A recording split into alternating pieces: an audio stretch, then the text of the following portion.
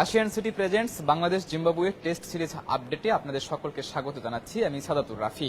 দেখছেন কালবেলা লাইভ। ইতিমধ্যে শুরু হয়েছে বাংলাদেশ জিম্বাবুয়ে সেকেন্ড টেস্ট। প্রথম সেশন শেষে খুব একটা স্বস্তিতে নেই বাংলাদেশ, কারণ দুটো উইকেট তুললেও জিম্বাবুয়ে ঠিকই রান তুলেছে। তার আগে বলে রাখি, বাংলাদেশ এই ম্যাচেও টসে হেরেছে। জিম্বাবুয়ে টস জিতে ব্যাটিং করার সিদ্ধান্ত নিয়েছে এবং বাংলাদেশ এখন পর্যন্ত ফিল্ডিং করছে। এই সিদ্ধান্তটা বাংলাদেশকে কতটা চাপে ফেলবে সেটি নিয়ে আলোচনা করব। সঙ্গে আছেন সহকর্মী ওমর ফারুক। ভাই, বাংলাদেশ টসে হেরেছে, ফিল্ডিংয়ে চতুর্থ ইনিংসে বাংলাদেশকে ব্যাট করা লাগতে পারে, এটা কি বাংলাদেশ এখানে এটা চাপের নাকি? হ্যাঁ, আমরা যদি চিটাগংয়ের উইকেট দেখি, আমরা চিটাগংয়ের অতীত পরিসংখ্যান বলে যে চিটাগংয়ের উইকেটের তৃতীয় দিন যখন শেষ হয়ে যায় তখন থেকে আসলে স্পিনারদের উপর একটু বাড়তি নজর আসে। স্পিনে প্রচুর টান দেখা যায়, আমরা সবসময় এটা দেখেছি স্পিনাররা খুব ভালো সুবিধা নিয়ে থাকে। তখন চতুর্থ দিন এবং পঞ্চম দিনটা যে কোনো দলের জন্য খুবই টাফ হয়ে যায়। যেহেতু বাংলাদেশ, আমরা সবসময় দেখেছি যে বাংলাদেশের হচ্ছে ব্যাটিং লাইন আপটা রিসেন্টলি অনেকগুলো টেস্টে দেখলাম যে খুব একটা ভালো করতেছে না, ব্যাটিংয়ে খুব একটা স্বস্তিরও আমরা দেখতেছি না কিছু, যার কারণে বাংলাদেশের জন্য চতুর্থ ইনিংস কিছুটা চাপের হবে যদি জিম্বাবুর স্পিনাররা তাদের সক্ষমতা প্রমাণ করতে পারে।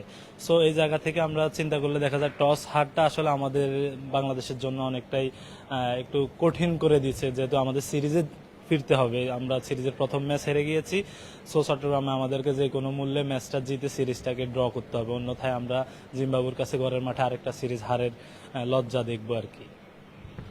টসের পরে আসে একাদশ নিয়ে আলোচনা। একাদশে আছে তিনটি পরিবর্তন। খুব অনুমিতভাবেই নাহিদ রানা নেই এই ম্যাচে, সাথে বাদ পড়েছেন খালেদ আহমেদ। তার জায়গায় তানজিম হাসান সাকিব এসেছে, তবে দলে সুযোগ পেয়েছেন নাইম ইসলাম। এছাড়া মেহেদী হাসান মিরাজ আছেন আগের টেস্ট খেলা তাইজুল ইসলাম। আবারও বাংলাদেশ ফিরে গেছে, স্পিন নির্ভর এক বাংলাদেশ হয়ে গেছে আবারও। এই যে পুরনো রূপে ফিরে যাওয়া, বাংলাদেশ শান্ত আগের প্রেস কনফারেন্সে বলছিলেন তারা ফ্ল্যাট উইকেট চাই, স্পোর্টিং উইকেট চাই, বাট এই জায়গাতে আবার পুরনো রূপে ফিরে গেল বাংলাদেশ। তাহলে কি আগে শুধু বলার জন্যই বলা ছিল? এই ক্ষেত্রে আমার মনে হয় একটা জিনিস বলা ভালো, যে আমরা জিম্বাবুর সাথে হেরে যাব এই জিনিসটা কিন্তু আসলে টিম ম্যানেজমেন্ট আমার মনে হয় না চিন্তাও করছে। কারণ আমাদের যে স্ট্রেংথ, জিম্বাবুর যে স্ট্রেংথ, দুটা জিনিস যদি আমরা দেখি তাহলে জিম্বাবু সব দিক থেকে আমাদের এখন অনেক পিছিয়ে। তারপরও আমরা দেখলাম যে সিলেটে আমরা মাত্র 4 দিন খেলা হয়েছে, এর মধ্যে বৃষ্টি ছিল, আলোক স্বল্পতা ছিল, সবকিছু চাপিয়ে জিম্বাবুর পেসাররা যে দুর্দান্ত বোলিং করছে সেটা আমাদের জন্য কাল হয়ে দাঁড়িয়েছে এবং আমরা ম্যাচটা হেরে গিয়েছি। চিটাগংয়ে এসে এখন টিম ম্যানেজমেন্ট অবশ্যই এটা বলবে না যে তারা আসলে কেন স্পিনিং উইকেটে খেলতে চায় বা খেলতেছে, কিন্তু আমরা বুঝতেছি যে আসলে এই ম্যাচটা বাংলাদেশ কখনো চাচ্ছে না হেরে যাবে।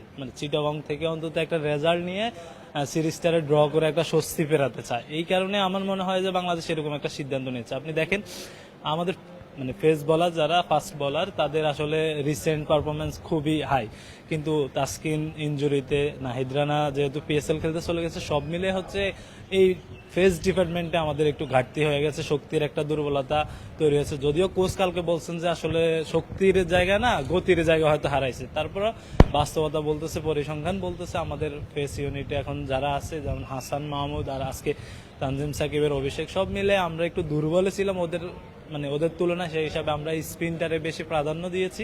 কারণ আরেকটা অ্যাডভান্টেজ হচ্ছে চিটাগংয়ে আমরা দেখি যে যেহেতু ফ্ল্যাট উইকেটের কথা বলা হয়, কিন্তু একটা সময় এটা স্পিনারদেরকে বেশি প্রভাবিত করে বা ওদের সুবিধাটা একটু বেশি দেয়। চট্টগ্রামের উইকেটের কথা চিন্তা করেই হোক আর বাংলাদেশ জিম্বাবুয়ের বিপক্ষে মান বাঁচানোর এই টেস্টে যে কোনো মূল্যে জয়কে চিন্তা করেই হোক, বাংলাদেশ 3 জন স্পিনার নিয়ে খেলছে এই টেস্টে। কিন্তু 3 জন স্পিনার নিয়ে এমন স্পিনিং উইকেটে খেলে, কিংবা সিলেটের মতো স্পোর্টিং উইকেটে 5 জন পেসার নিয়েও যদি বাংলাদেশ খেলে, যে জিনিসটা না হইলে কোনোভাবেই টেস্ট ম্যাচ জেতা সম্ভব নয়, সেটা হচ্ছে হাফ চান্সকে ফুল চান্সের রূপ দেয়া। আমরা এই ম্যাচে বাংলাদেশ যখন 3 জন স্পিনার নিয়ে খেলছে, ঠিক সেই সময় আমরা দেখেছি বাংলাদেশ একাধিক হাফ চান্সকে মিস করেছে। মিরাজের বলে সাদমানের একটা সহজ ক্যাচ মিস হয়েছে। তানজিম সাকিব প্রথম থেকে বেশ অ্যাটাকিং মোডে ছিলেন, তিনিও ক্যাচ মিস করে, তার বলে একটা হাফ চান্স মিস হয়েছে স্লিপে। তো এই যে হাফ চান্সগুলোকে ফুল চান্সে রূপ দিতে না পারা, এই ব্যর্থতা বাংলাদেশের অনেক আগে। সেই জায়গা থেকে বাংলাদেশকে আমরা ফিল্ডিং অনুশীলন করতে দেখি অনেক, কিন্তু ম্যাচে তেমন কোনো পরিবর্তন আমরা দেখতে পাই না। আজকের ম্যাচেও আমরা এখন পর্যন্ত প্রথম সেশনেই বেশ কয়েকটা হাফ চান্স মিস করতে দেখেছি। তবুও 11তম ওভারে সেই তানজিম সাকিব প্রথম আঘাতটা হেনেছে। প্রতিপক্ষের একজন ব্যাটারকে ওপেনারকে আউট করেছে তানজিম সাকিব। অভিষেক ম্যাচেই যে উইকেটটা পেলেন, আগের দিন আপনি আমাকে বলছিলেন যে তানজিম সাকিব এখানে অভিষেক হতে পারে, এটা মোটামুটি কনফার্ম ছিলাম আমরা। তো অভিষেক ম্যাচেই তানজিম সাকিবের উইকেট, তাকে কেমন দেখলেন? এইখানে একটা জিনিস বলে রাখা ভালো, আমাদের যেহেতু নাহিদ রানা নেই আর হচ্ছে খালেদকে যেহেতু মানে আমরা জানতাম যে খালেদকে এই ম্যাচে অবসর মানে বিশ্রাম দেওয়া হবে, সেক্ষেত্রে তানজিম সাকিবকে অভিষেক করানো হবে। কারণ এখানে দুইটা জিনিস দেখতে হবে, যে তানজিম সাকিবের যে অ্যাগ্রেশনটা আমরা ওয়ানডে দেখি বা ফার্স্ট ক্লাস ক্রিকেটে দেখি, আমরা মানে ঘরোয়া ক্রিকেটেও তাকে সবসময় অ্যাগ্রেসিভ বোলিং করতে দেখি, এই জিনিসটা বাংলাদেশ টিম ম্যানেজমেন্ট কাজে লাগাইতে চাইছে। এবং এখানে আরেকটা জিনিস হচ্ছে, তানজিম সাকিব কিন্তু ব্যাটিং খুব একটা মানে খুব ভালো করে বলা যায়, মানে একজন ফেসার হিসাবে খুব ভালো ট্যালেন্ট হিসাবে ভালো ব্যাটিং সাপোর্ট দিতে পারে। যেহেতু বাংলাদেশে আপনি সিলেটে দেখছেন যে 7 উইকেট পড়ার পরে টেইল্যান্ডে হাসানের যতটুকু সামর্থ্য ছিল ওইটুক দিয়ে আসলে আমরা দুই ইনিংসে লড়াই করছি। এরপর আসলে নাহিদ রানা ছিলেন এবং খালেদ ছিলেন, দুজনের কেউই খুব একটা সুবিধাজনকভাবে মানে জাকেরকে সুবিধা দিতে পারে না। যা মিলিয়ে আমাদের মনে হয়েছে যে এই দুইটা জিনিস হয়তো টিম ম্যানেজমেন্টের মাথায় ছিল, যে তানজিম সাকিবের অ্যাগ্রেশন এবং হচ্ছে ব্যাটিং এর ডেপথে যখন সে টেইল্যান্ডার হিসাবে সুবিধা করতে পারে, এই দুইটা জিনিস যাতে টিম ম্যানেজমেন্ট এখানে কোনোভাবে কাজে লাগাতে পারে। কারণ আপনি দেখবেন কালকে কোচকে যখন প্রশ্ন করা হয়েছিল যে আমরা আসলে কেন 5 বলার নিচ্ছি, কেন আমরা ব্যাটসম্যান বাড়াচ্ছি না, তখন উনি কিন্তু বলছে যে আমাদের আসলে 5 বলারে খেলতে হবে, যেখানে মিরাজ অলরাউন্ডার আর বাকি 4 জনে হচ্ছে জেনুইন বলার। তো সব মিলে হিসাব করলে ওই সাকিবকে নেওয়ার মূল উদ্দেশ্যটা আসলে টেইল্যান্ডে একটু সুবিধা পাওয়া, আর হচ্ছে বোলিং এ যেহেতু আমরা আগে বুঝছি যে এখানে স্পিনিং এর একটা ব্যাপার থাকবে, সব মিলে হচ্ছে 2 পেসার খেলাবে, তখন সাকিবকে আসলে ডেবু করানোটা।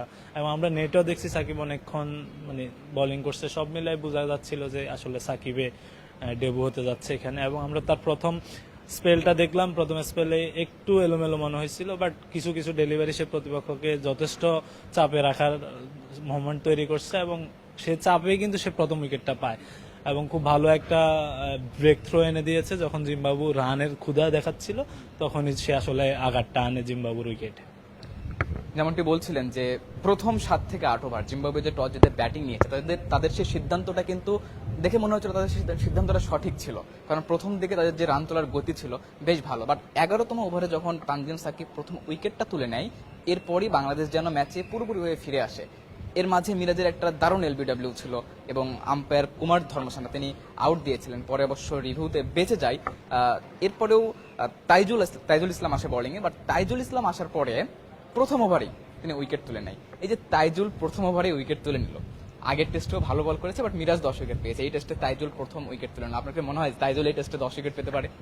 এই টেস্টে এবার আপনাকে আরেকটা মজার জিনিস বলি, আপনি খেয়াল করছেন কিনা যে এই টেস্টে বাংলাদেশ 7ম ওভারে মিরাজকে বোলিং আনে, যেটা মানে খুবই মানে রেয়ার বলা যায়। কারণ আমাদের যে 2 জন পেসার ছিলেন, দুপাশ থেকে তারা আক্রমণ করতেছিল, একদিকে হাসান খুবই ভালো বোলিং করছে, অন্যদিকে সাকিব যেহেতু শুরুই করছিল একটু এলোমেলো দেখছিলাম, তখনই দেখলাম যে শান্ত হচ্ছে মিরাজের হাতে বলটা তুলে দেয়, তখনই বোঝা যাচ্ছিল যে আসলে স্পিনারদের উপর কতটা আস্থা টিম ম্যানেজমেন্টের, সেটার একটা প্রমাণ। এবং আমরা দেখছি মিরাজের 4র্থ বলে মেবি একটা ক্যাচ উঠে স্লিপে, যেটা সাদমানের হাত থেকে ফসকে পড়ে যায়।